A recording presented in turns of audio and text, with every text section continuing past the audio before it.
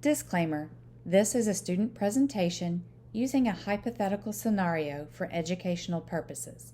The presenter is a student at UAMS, not a representative of the agency named in the following slides. The information contained herein does not necessarily reflect the views of said agency.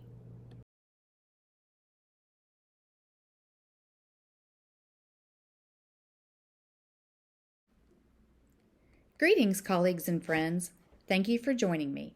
I am Katherine Liu, and I work with the Arkansas Department of Environmental Quality. I have the privilege of working with small farmers from across our state as we explore the best ways to feed our citizens, sustain our livelihoods, and protect our environment. Not only is it possible to do all three, but it is possible for success to be magnified if and only if we do all three.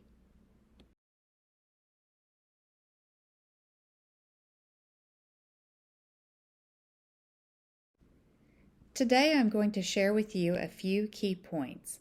I will cover the evolution from small-scale farming to becoming a cog in the wheel of agribusiness. I will cover problems with large-scale farming as they relate to humans, the environment, and animal welfare, focusing primarily on pig and poultry production. And then I will cover what a better way forward could look like. This afternoon, I invite you to go on a journey with me. I ask you to picture yourself as a small-scale farmer in any one of a number of Arkansas's rural counties. You're in your early 50s and are a third-generation farmer. You remember growing up in a small but vibrant rural community. Nearly every one of your school classmates came from farming families. There was one doctor and a few professionals like lawyers and accountants in town, but the overwhelming majority of your community was involved in farming. From the time you were in elementary school until now, you've seen families in your community leave farming and move to cities. You've seen farmers sell their land to corporations and stay on to farm the land as employee farmers. You've seen people transition from complex and multifaceted farming to focus on growing only one crop or producing only one type of livestock in the name of efficiency in production. You've seen your community shrink. You have concerns that the land and farming business handed down from your grandparents to your parents and from your parents to you won't be something your own children will want to take on. At the same time, you have concerns that it is something that they will want to take on. What kind of future do they have if they choose to stay on the family farm given the current trends? There is another option, though. What if you stay and make changes to your current farming business model so that both you and your children have the opportunity to earn a decent living and remain in the community that you love so well? What if several of your neighbors did the same? What if enough people in your community did this and you began attracting people back to farming rather than losing them to cities? It's not an easy change. What change is? But current trends in consumer awareness and consumption make this the perfect time to begin implementing new approaches. It is unlikely that anyone is ever going to become extraordinarily rich from farming, but it is quite possible to earn a decent living owning and working your own land, not beholden to a corporation who funnels all the risk to you and maintains a disproportionate portion of the fruits of your labor. What I would like to propose to you could be applied to any agricultural or livestock production, but we're going to focus on just poultry and pig production today. My hope is that as you begin to change your approaches and experience success in these areas, you'll want to incorporate the same with any cattle or other livestock production you have, as well as moving toward organic and integrated crop production.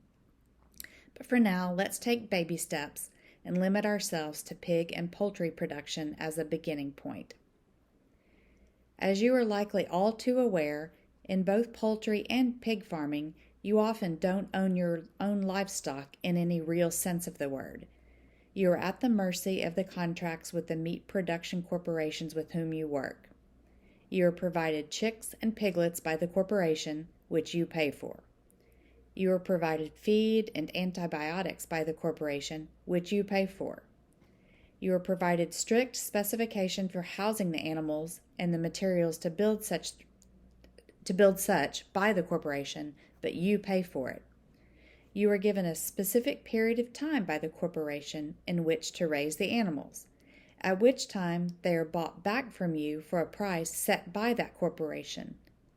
Any ill or underweight animals may be refused by the corporation, and any deaths that occur are a loss for you. If you were to experience an outbreak like avian influenza or swine flu, you could lose your entire investment.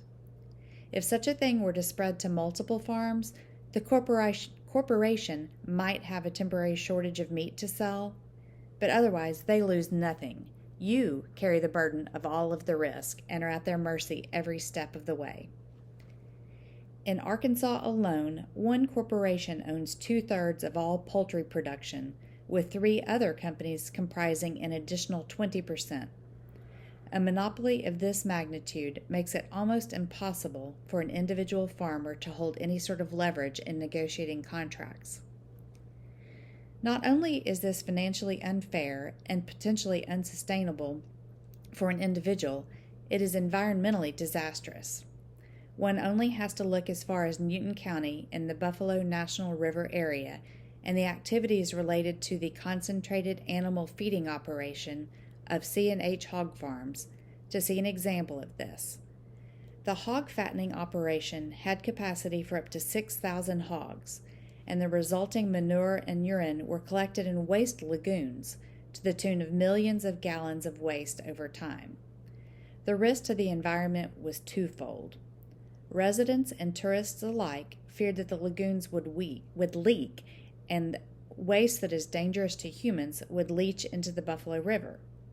The second risk was that waste that was used to fertilize crops was applied on fields that was very near a school, and it seeped into the groundwater of Big Creek that eventually drained into the Buffalo River.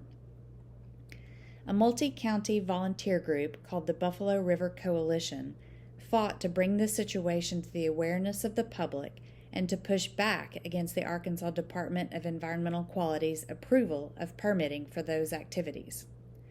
The coalition pushed for independent studies and environmental assessments, which resulted in proof that there was, in fact, leakage from the waste lagoons into the groundwater supply. Eventually, their efforts prevailed, and the state of Arkansas resolved the situation by purchasing the operation, draining the lagoons, and removing contaminated soil. From 2014, when C&H Hog Farms began its large-scale production, to 2019, when the state of Arkansas purchased the land from C&H Hog Farms and began cleanup, we see an example of what a group of united citizens can achieve. Sometimes citizen pressure is key, and other times it is the legal system. It took 17 years for a ruling to be issued, but Arkansas poultry producers were found to be liable for causing harm to the Illinois River, which runs through both Arkansas and Oklahoma. Concentrated phosphorus from chicken and turkey litter applied as fertilizer seeped into the groundwater, feeding the Illinois River, and caused an increase in the growth of algae. Liability has been established. A way forward is still being determined. In addition to financial feasibility for an individual farmer in an agribusiness scenario and concerns about environmental hazards, a third concern is the well-being of the livestock. You do not have to be an ardent animal rights activist to recognize the physical and psychological harm done to livestock in large-scale production. From significant overcrowding in chicken and turkey production to inhumane crating conditions of pigs, the treatment of livestock in large-scale production efforts is problematic. For both poultry and pigs, from birth through breeding to transportation to slaughter, animal well-being is generally a fairly low priority. If the current approach to pig and poultry farming is proven to be bad for small farmers, bad for the environment, and bad for animals, seeking a better approach is an obvious solution, albeit not a simple one. There is no single solution or program to join, but there are a number of opportunities to transform the way we farm. The beauty of this is that one farmer or pair of farmers may pursue whatever fits their goals best, and it may well be that a combination of opportunities provides the solution. Community-supported agriculture, or CSAs, are networks of producers and buyers linked through the informal market. While there is an emphasis on fresh produce, many CSAs offer dairy products and meats as well. There is a burgeoning farm-to-table movement in the United States, and while slightly slower to catch on in Arkansas, this is becoming more popular. We have an advantage in being a small state because a producer who makes his or her own deliveries is able to drive from his or her farm to a metropolitan area and back again within a day. Consumers that value ethically produced meat products are willing to pay more, making production and delivery an economically viable solution. Pork and poultry producers who are not interested in flying solo in such endeavors may join cooperatives and have the support and camaraderie that such a community provides.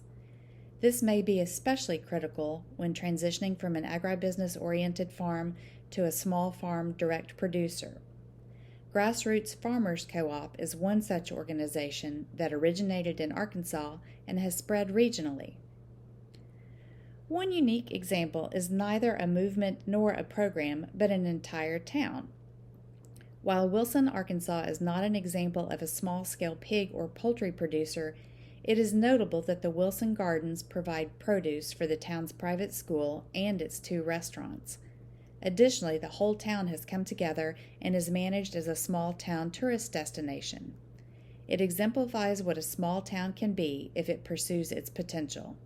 This is a model that could be replicated elsewhere.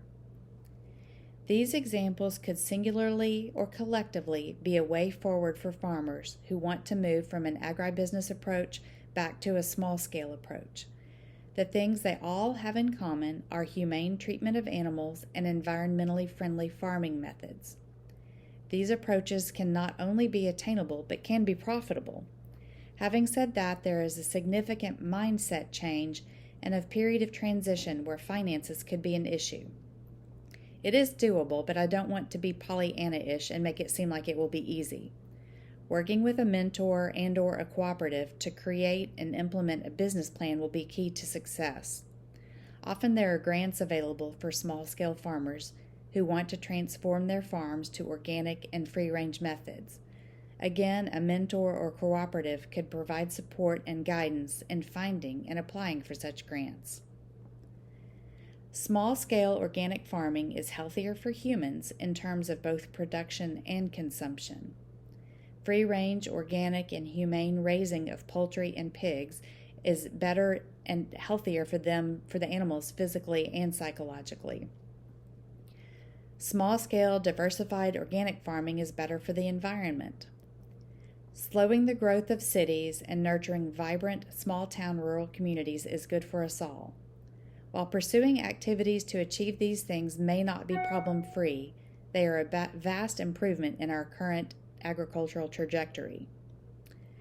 Clearly, there are problems with quoting a slave owner when discussing farming, but recognizing those flaws, I will close with a quote from Thomas Jefferson in a letter he wrote to George Washington in 1787, where he stated that, "Agriculture is our wisest pursuit, because it will, in the end, contribute most to real wealth, good morals, and happiness."